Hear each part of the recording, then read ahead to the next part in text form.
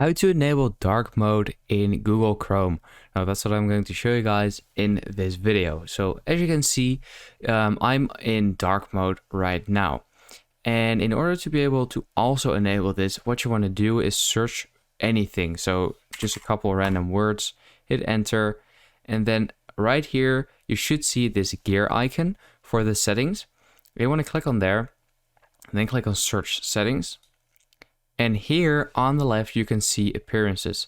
So if you click on appearance, you can here select the device default. My device is already on dark mode, so Google will also be on dark mode. But let's say your PC is on light mode, then but you want to have Google on dark mode, then you can also just select dark mode like this, or light theme if you want to keep it light. But I'm going to put it to device default, so when I would change my device to light theme or dark theme, Google will also automatically update it to the same theme.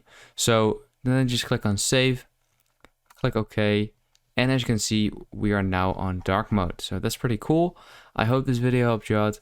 Please leave a like and let me know in the comments if it worked for you, and I'll see you next time. Have a good day.